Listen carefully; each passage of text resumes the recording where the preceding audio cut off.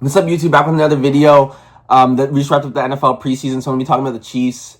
Yeah, so let's get right into it. The title is How I Expect the Chiefs to Look This Regular Season. I'm gonna talk about their division, their AFC standings, how many wins, and Patrick Mahomes stats. Please leave a like, comment, and share, and subscribe. Let's get right into it.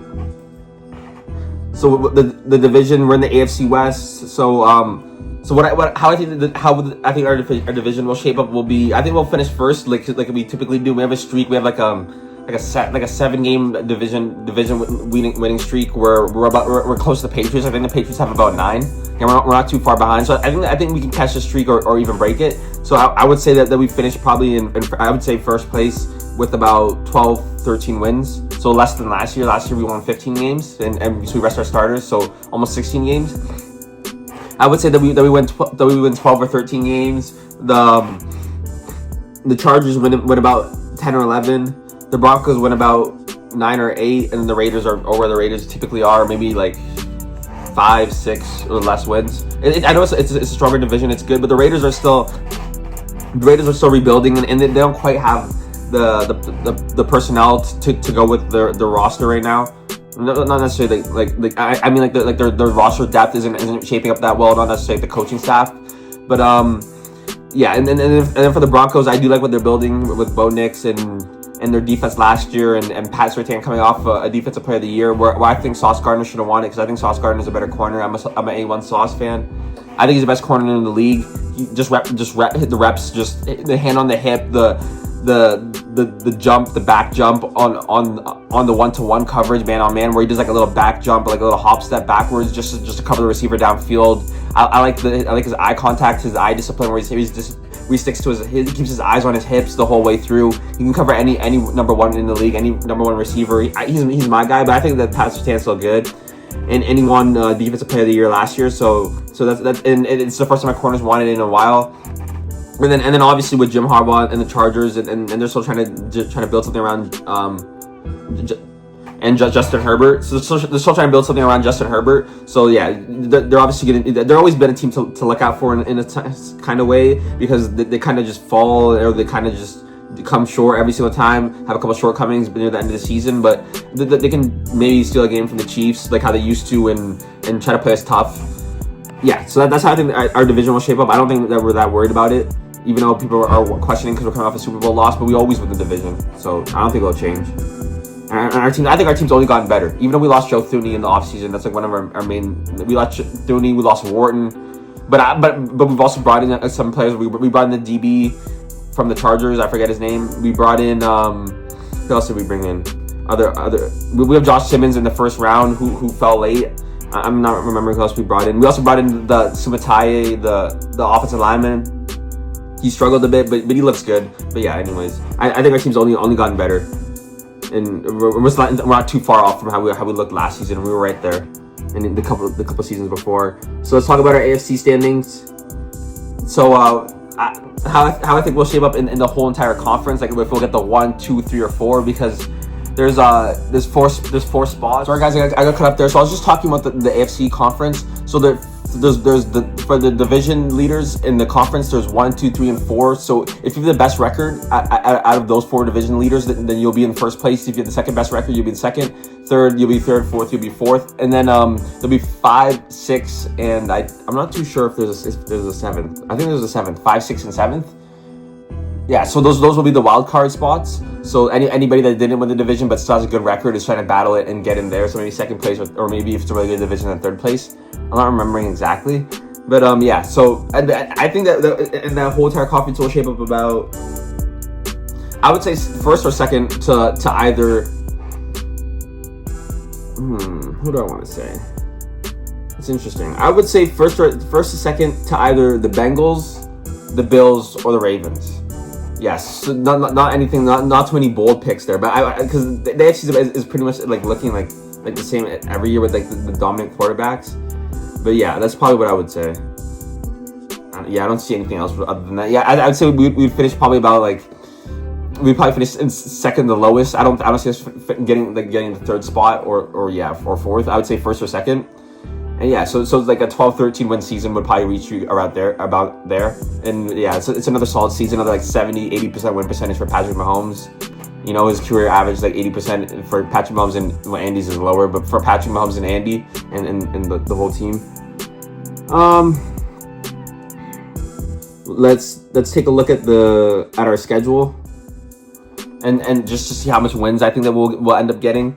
So yeah, so we start off the season against the Chargers. I would say that's a win. We face Philly on September the 14th, revenge game, 4 o'clock. I'd say that's a win. We face the Giants 8/20, September 21st. That's a win. We face the Ravens September 28th, 4/25. That's a loss. We typically beat the Ravens, but I think they get us this year. And yeah, they always play us tough anyways. We face the Jags October 6th, 8/15. That's a win. We face the Lions 8/20, October 12th. That's a loss. We face the Raiders October 19th, 1 o'clock. We beat the Raiders. We face the Commanders October 27th, 8/15. That's a win. We face the Bills. Actually, I would say we lose to the Commanders. Sorry, YouTube, I got cut off there. It's a different day. I just came back from practicing at the field. I'm just gonna get back to where I was talking about the Bills versus Chiefs. So I think that we'll be able to beat the Bills and end up losing to the Commanders. So I'd swap those two. And then Chiefs versus the Broncos. I would say that we win against the Broncos. We win against the Colts, win against the Cowboys, win against the Texans, lose one to the Chargers, win against the Titans, win against the Broncos again, and win against the Raiders to finish off the season. So that would have been, I would have said, a loss to the Ravens, a loss to the Lions, a loss to the Commanders. So loss to the Lions, Commanders, Ravens, and loss to the Chargers. That's 4. So I think that will pop. And if there's another loss, then maybe to the Bills, a back-to-back loss where we lose to the Commanders and to the Bills. But I don't think that will happen. Then that's a 12-5 season. But I would say that we probably go 13-4, most likely. Probably another great season, because it seems like there's a big difference from 13-4 to 12-5, but there really isn't, because back when there's 16 games and then you'd win 13 versus when a team would win 12. A lot of teams would win 12, but not many would win 13, and it seemed like such a big difference. But it really isn't. I just think that it will kind of be like, for those people that have been watching football for a while, it was another great season with the Chiefs where they won a good amount of games where a lot of teams don't have the same amount of wins, and we finish around first or second place, if not first then second place, and we're just a really strong team once again, and we just prove everybody wrong, and we have a well-run team, well-run organization, great ownership, great personnel, do it the hard way, put in the work in the off season, day in day out at the facility. Pat's first guy in, last guy to leave. Like, just stuff like that. When you just hear about this reports and stories, whatever, just like you're just looking at Pat, like we know him, like that's the type of player that he is, and that's the kind of like student athlete that he was, even at Texas Tech with Cliff Kingsbury. So it's like that's really what you will expect from us this season, and what you expect from Patrick Mahomes. I'm going to also talk about Patrick Mahomes. I'm going to talk about his stats and what I think his stats will look like for this upcoming season. Yeah, so yeah, I would say we probably win 13 games, go 13-4, and get the 1 seed. That's what I would say. And the only teams that I could see us really competing tough against is the Bills, the Ravens, and the Bengals.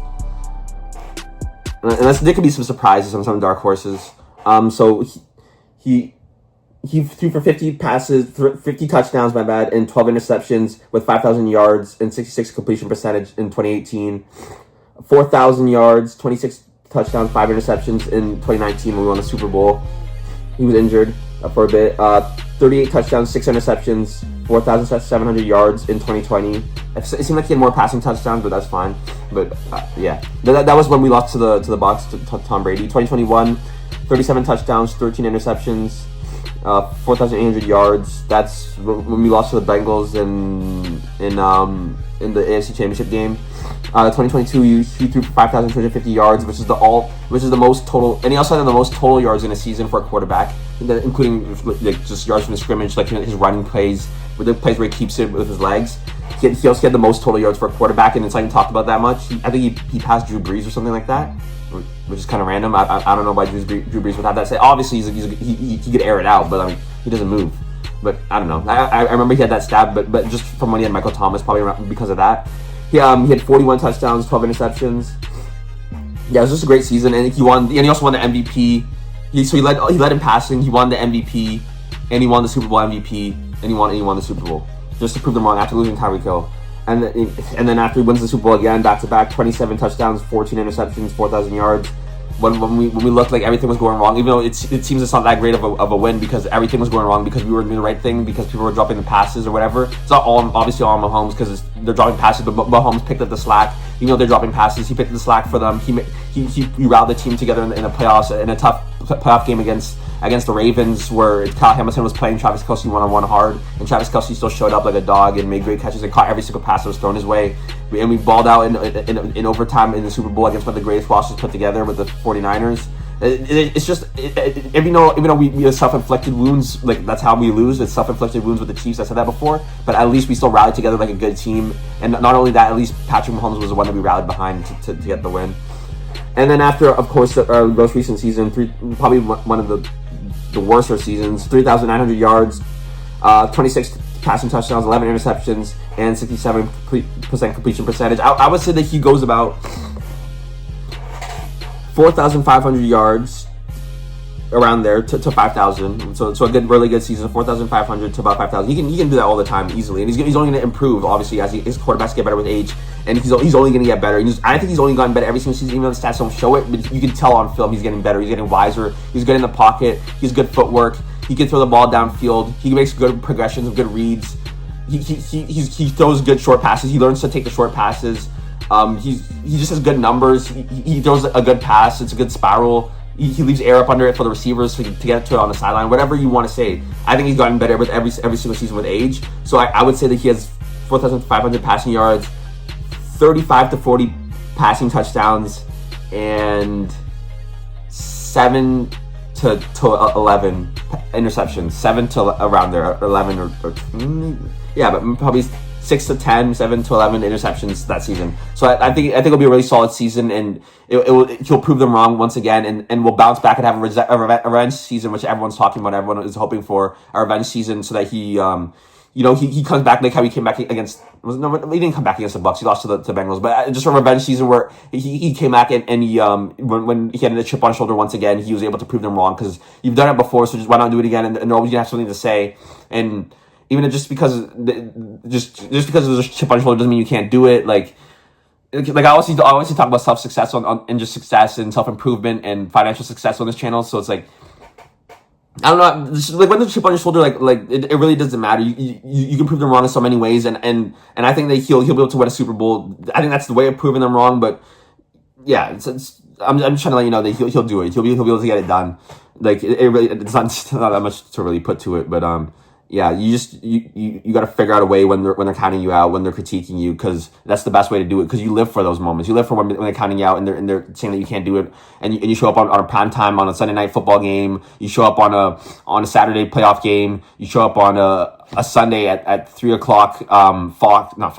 CBS Romo and Nance game. It's just something like that against the Bengals or the Bills. That's what you live for, really. And like, of course, a 6:00 Super Bowl Sunday in February, the last team standing. That's what you live for, and that's what you give it all in that moment. Thanks for watching to the end. I appreciate all you guys. Please like, share, comment, subscribe, and thanks for watching. And peace out, YouTube.